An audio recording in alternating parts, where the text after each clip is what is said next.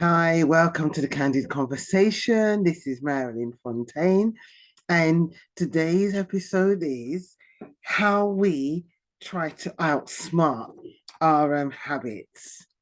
And the reason this is going to be a short one, she says, right? But the reason why I wanted to do this podcast episode is because I was with a client and um, this week, and we was talking about something that they said that they keep going round and round and round in circles. The same thing, it's like Groundhog Day, they're doing the same thing, and they keep going round and round in circles, and they feel that they so the client feels that they're going round and round in circles, doing the same thing all again and again and again. And and so I asked them, I said, why do you think that you haven't got, and when I mean got what you want, I mean haven't started doing what you want. Um and and the client was saying, they've got so many things, which is so common. That was me, like so many ideas. Even now, I still try to sneak in ideas and say, well, maybe I should do this without really being patient and just following what I need to follow. Sometimes I try to sneak that, I feel like I'm missing out, fear of missing out, FUMU. So I try to sneak it out. So I'm compassionate with the clients, I understand. But what we start saying to ourselves is that um, we can't have the life we want because it's too hard. We can't have the life we want because it's just difficult. And then what we do, we use our parents has a reason, or the people around us has a reason not to go forward because in our eyes, they succeeded with just struggle and hard work, which comes with being an immigrant, which comes with being in a society that may not really is geared for you to have success, but for you to just work for somebody else. Nothing wrong with that because that's most people are successful, incredibly successful with a 9 to 5 job, right? More than some entrepreneurs, okay, and some business owners. So I'm not um saying something which is how people say, 9 to 5 don't work. It does work for some people, and it's really valuable because half the people that we book, they won't be able to afford to book us if they didn't have a 9 to 5. So I'm not slagging off or putting down people that work 9 to 5. But what I'm talking about is those people that was below the income level that had to do 2, 3, or 4 jobs, night work and day work to be a success. They didn't have the opportunity of going to school and college, especially from our immigrant parents, because it just wasn't heard of. They just had to work. And nowadays we've got so much things that we can have, um, so much grant, so much support, for us to study and learn. And we've got nighttime classes, part-time classes, weekend classes. We've got so much that can make us grow to the next level, and to be qualified. And we have more opportunities. People that would never have employed us before will now employ us. But we still use our parents working hard and not so, and not moving past their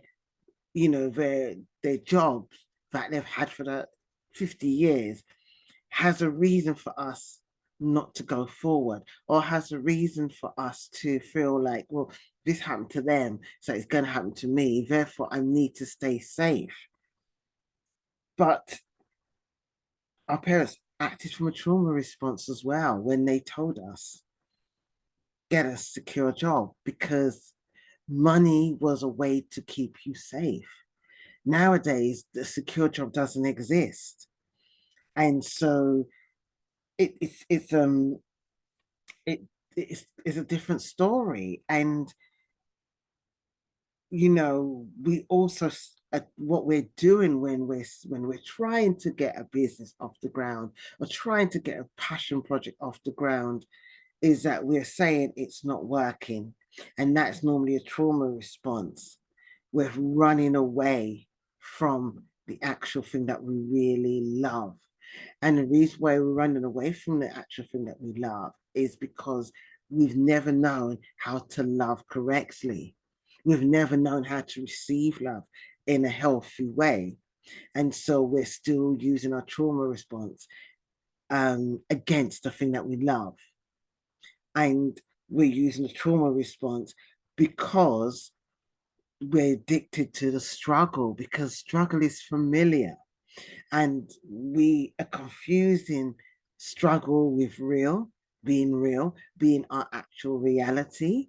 So we're subscribing to our family story or our parent story because it feels familiar. It feels it's better. We always have this saying, it's better the devil we know, when in reality it's not, because you choosing your own reality and choosing peace is the reality you need to have. But we kind of, yes, so we kind of put ourselves in a place of familiarity and strife, and therefore we continue to go around in circles, because you know what, this is the beauty of somebody who keeps going round and round in circles. You have a really beautiful, whether it's ancestors or guides, you've got somebody in your corner because they're actually showing you the discomfort, and your soul and your body's actually showing you the discomfort. So you will end up there anyway. It's like the film Sliding Doors. You will end up at the end of your story, because your psyche is showing you, I'm not happy with this. So every time you try to drop back and try to become um the good person, or the person like, oh, I need to just put my head down and be in my 9 to 5 job. And you have a discomfort. But what the trauma response, where it shows up, is when you don't have time, when you say, I'm too tired to come home from work and do my work. It's not the truth, because we will scroll endlessly um, on social media, or we will talk to our friends because we got energy. Because what we do, we try to fight the natural urge, because the natural urge feels uncomfortable. And so it's easy for us to go where we feel familiar, which I keep saying, I'm going to repeat it again and again and again, as opposed to going somewhere which is new and uncomfortable. And this is where trauma informed coaching and trauma support is really important, because we look at the areas where you are diverting and we work through. So I have clients where they're really trying to have a case of, um, I haven't tried this before, it's frightening, is it not going to work? It's not happening fast enough. And impatience is a really key indicator of somebody operating under a trauma response, because they feel if they don't get it within time, they're going to be punished. And also, if they don't get it within time, it's not going to work. But the urgency is a trauma response, because imagine you waiting for your food in a restaurant. Yes, you're hungry, but you would choose McDonald's as opposed to a restaurant or any other fast food place. If you wanted that food quickly, you're actually going to a restaurant to have that experience. So you may be a bit impatient, but you're more understanding, because you're going, especially if it's a restaurant already, you're going to go there with the expectation of, I love this food, you know. So, for example, there's a restaurant I used to go to, called Cotto. I don't know if it's still around, near London Bridge. It's gluten-free restaurant, Italian. So they used to make the best pizzas and spaghettis, all gluten-free, tiramisu, everything. So I'm not having to worry about looking at menu, trying to have gluten-free option. But I know it used to be quite a long time to make the food because it was all healthy and natural. So for me, it's better I go there than somewhere else because I know my experience is going to be amazing. And I'm not having to feel like, oh, I need to go, what's a gluten-free menu? The separate menu and all these different things. It's specifically for people with celiac or gluten intolerance. I know it's a long time to wait sometimes. So it's okay because my expectation is I'm fine. I know this experience is going to be pleasurable. If I take that with my business, there's certain things that I may be impatient and then I realize I'm comparing myself or I'm in a trauma response. There's other things in my business I'm taking time with because I know it's a process. And so I can give myself the support and say, well, it's fine. It's going to come when it needs to come. And that's when things happen for me. So with my clients, when they're saying this is not happening quickly, I know it's a trauma response. And I say to them, we're just going to have to wait because you've got to go through these processes. It will take as long as we need it to take in our minds. And what I find is that when we are really patient with ourselves, that we can get the outcome we need. We can get the outcome we need and we'll be happy with our decision and our journey. Remember, it's the journey. And so what somebody who's acting out of a trauma response will try and really throw things in front and say, well, I need money. And they may have money in the bank, but they'll say, well, I'm worried, we're concentrating on a bit. I'm worried about money. What we have to understand, it's like when I'm using an analogy again, if I'm washing with a pan and then I'm cooking with a pan, sorry, and I don't wash it, then I use another pan and another, that's a totally wrong analogy. If I'm cooking and I use a pot and then I don't wash it and I keep cooking on the pot, it's going to be really thick with food. It's going to actually kill me, right? But it's going to be thick with dirt and grime. Whereas if I washed it as I went along, it's not. It's going to be clean every time I use it. Terrible analogy, but you get the point. What we're working with is years of conditioning. So, of course, if you're going to start your business, you're going to have, and you've got money trauma, you're going to be worried about money and your money situation, especially if you're hiring a coach. It's going to be different to what you've experienced. But what's going to happen the quicker you adjust and accept that this is an investment or work through the trauma first, the money trauma. Once you drop into working through the money trauma and seeing where that's coming from, and that could last as long as the coaching sessions, the energy of it just gets less. But once you're working through that, you will probably start to see money coming back because it doesn't just, some people, it does happen miraculously. I remember investing in a coaching program and then that same day a client just booked out of nowhere. So I tend to find that when I invest in certain things, I tend to get people booking to match that. But this is not to convince you to buy when you've got genuine money trauma, because some people may not be able to financially afford coaching. They may need counseling because their money trauma is so strong. And this is why when I book clients, I have a pre-qualifying questionnaire. And if you don't have the financial ability to work with me, then I'm not going to push you. I'm not going to say you must do this. But there is a really thin line because there's some people that feel they can't afford to do coaching. They don't have a trauma response, but they feel that they can't afford. And it's more about their commitment. But that's really, you have to do a consult to get through that. But my client didn't have that problem, but it is about the commitment of what's going to happen to me if I choose the thing I really want to do, I really love doing. What's going to happen to me? I'm going to have no money and no job. And that's so not true. If you follow a step that is guided and is not, what I give people in coaching is tools that they can use.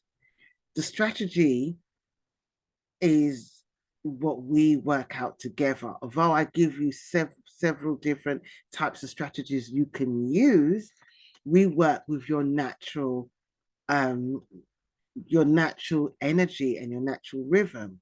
Now, if your clients are on Instagram, then it's pretty much a tried and tested strategy that I'm going to give to you because, as we know now, there's more things about reels, there's more things in terms of videos or carousel posts.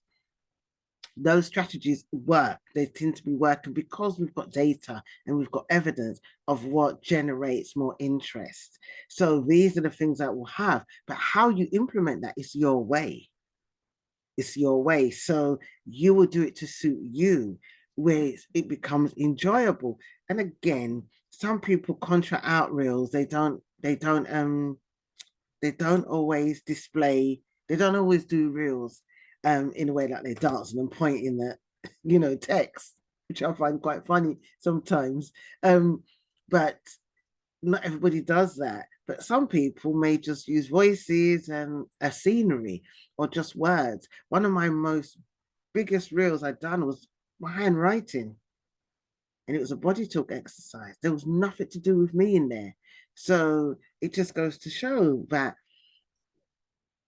you don't have to be on reels. It's just about being creative. So I work with people in the coaching if they want to use that. I don't believe everything has to be on social media. I think our authentic relationships, our mailing lists are really important. But going back to us going in circles, is that we try to outsmart our habits. We try to tell ourselves, I'm going to do this or I'm going to do that.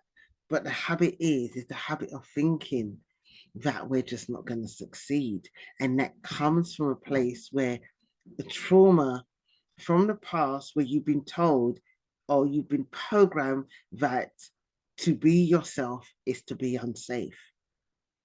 And what we want to work with is for you to feel safe to be yourself before you change and you go into 5 or 6 different businesses. And this is why I get you to focus on one business or one project, one creative piece of work, so that you get used to yourself in a place of peace and harmony and in a place of deserving.